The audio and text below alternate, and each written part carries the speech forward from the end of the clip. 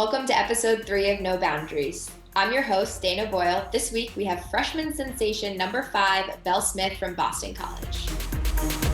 First question, you were a 3-sport athlete in high school. You played 17 varsity seasons, and you also hold a record in each of those sports. That is very impressive. Thank you. You've also recorded a point in every game this season as a freshman for Boston College. But if you had to pick a sport other than lacrosse to play, which would it be? That's kind of tough. So my basketball season, my senior year, it got cut short right before our Long Island championship because of COVID. So I definitely have a soft spot for basketball and I miss it so much because I never got to finish out that season. But the cool thing about volleyball is it's a very like family sport for me.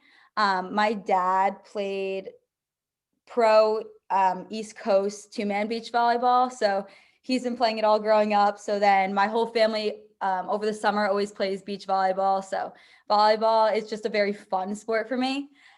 So when I think of volleyball, I just associate it with like having fun and enjoying it. So I'd have to go with volleyball. I also love that in volleyball, I play defense, which is a little different than my other sports. So I think that would be fun. That's fun. So do you think that, I know I hear people say that basketball translates really well to lacrosse, but do you also think that volleyball does?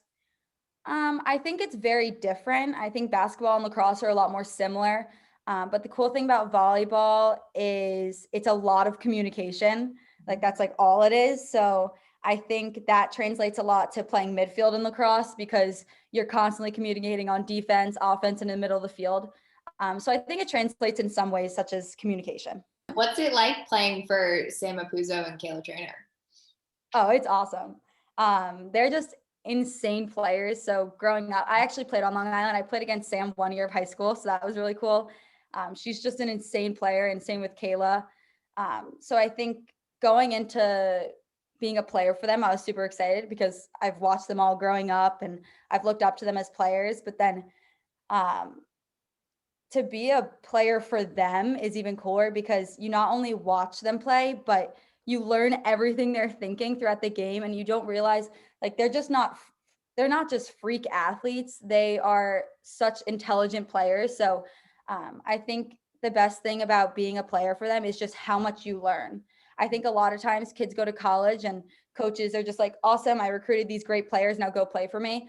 But the awesome thing about BC is when you step on that field for Jen Ken, Acacia Walker, Kayla Trainer, and Sam Apuzzo, you're not just playing in a D1 program, but you're growing at a D1 program and you're becoming better and better each year. All right, so a little bit more of a fun question. So I'm going to tell you an embarrassing story. So when I was a freshman at Virginia, we were responsible each game for who was in charge of bringing the ball bags to away games. And we were playing at familiar. Syracuse. I know, right? We all have that responsibility, and it is a large responsibility, and it's really nerve-wracking. So we were going to play at the Dome in Syracuse, and it was my responsibility as well as my roommate to bring the ball bags. And this was like a flight. This was not a drive. This was a flight to Syracuse. And we forgot them. And we get to the Dome. We go right from the airport to the Dome, and we're loading off the buses. Like, as you know, like freshmen have to get all the equipment and the water bottles and the ball bags. And we were like, oh no, we don't have the ball bags. And I was like, oh my God, that was my responsibility. I was like, do I run away? Like, do I quit right now? Do I quit? Like, this is so embarrassing. So that being said, it all worked out. There was extra ball bags. Someone ended up grabbing one, but it was terrible. And I was so petrified to tell the coaches, but we had to, because we needed ball bags for practice. So I would be so scared. It was very scary. It was very scary. And I actually think that it's still scary, even though I'm removed by 8 years from college lacrosse. But what is the most embarrassing thing that has happened to you as a freshman? I feel like as a freshman, you don't really know what to do at all. Like you walk on campus, and you're like, I have no idea what I'm doing here or what I'm supposed to do. So I feel like everything's kind of embarrassing, like your first everything. But this one's actually has nothing to do with lacrosse. I'd say the very first day of school, like the first day. I know it's the first day. I'm a freshman. I'm trying to look put together, walking through campus with some of my other freshman teammates. And we didn't have an orientation because of COVID. So I had no idea where anything was. So I just looked like a typical freshman. I was walking around campus like this. I had a map on my phone. And so of course I'm looking at my phone, not paying attention. And we have a staircase that's like directly in the middle of campus where everyone's walking. So I'm looking at my phone, looking at the map, trying to find my class. And I trip up the stairs. And it wasn't even down the stairs, like it was up the stairs. So it was like really unathletic and super embarrassing. And I think the worst thing about it wasn't even the fall. It was like, do I get up quickly? Do I act like it didn't happen? Everyone that was walking by me, of course, is like, oh, like, are you okay? Do you need help? Like my books are, I'm like, no, like, please just act like it didn't happen. And it was really embarrassing because it was like directly in the middle of campus, like everyone saw. I would agree. So if you're not playing lacrosse, where can we find you or what are you doing? That's easy. You can see me laying out on the beach or on a boat. I basically grew up on the water, so I'm a big boater and I love going to the beach. That's all. That's my element. That's great. That's great. That's your happy place. That's good. Yeah, for sure.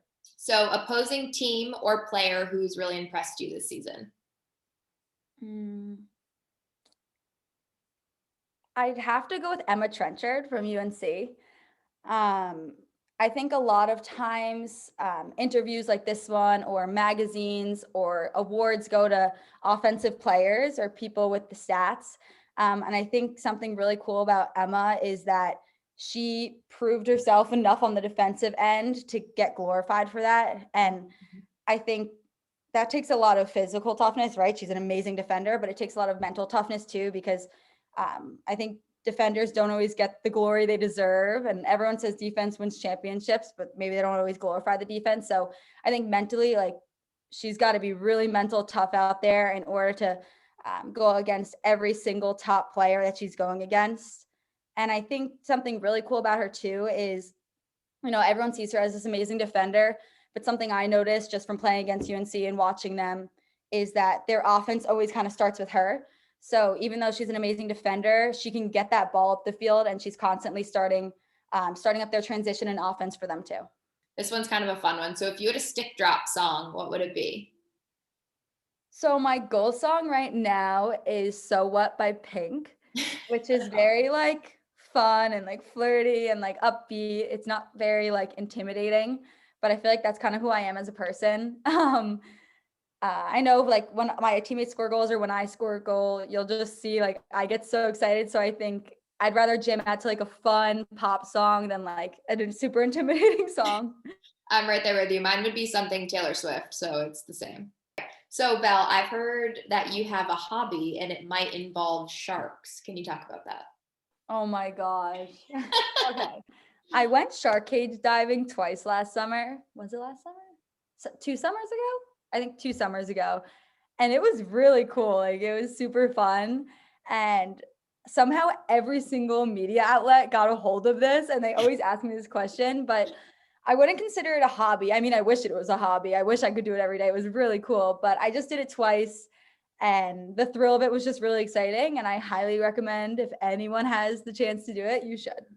I will never, I don't even swim in the ocean. I don't go past my knees in the ocean because I'll mess with that. Okay, so this is kind of like a, last question, a little bit more serious, but you're just a freshman, so you still have 3 more years in a Boston College jersey. So what is the legacy or the motto that you hope to leave at Boston College?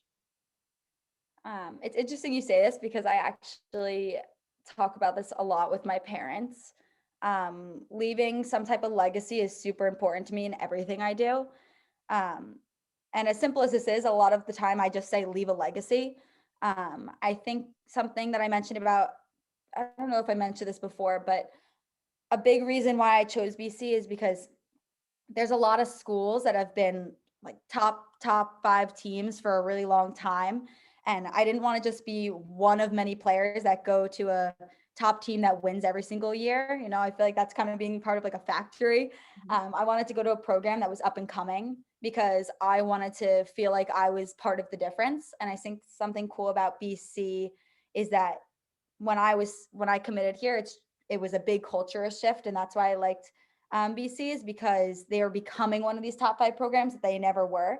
Um, so I think that was something that was really important to me. So kind of going off of that, I want to leave a legacy, and I want to I want to be a part of that first national championship team for Boston College, not one time, but multiple times. And that's definitely been a really big goal of mine ever since I committed, and still to this day, it will be till I graduate. Another thing, a big motto of mine, which I was taught from my parents since I was young, is a good player makes themselves better, but a great player makes those around them better. So I don't want to leave BC. Just like I said before, the coaches are able to make all of the players at BC better. So I don't want to leave better just like myself, but I want to leave BC after helping all of my teammates become better players too, because I just think that's super important. And that's super important for a culture of a team to be all about team and making each other better.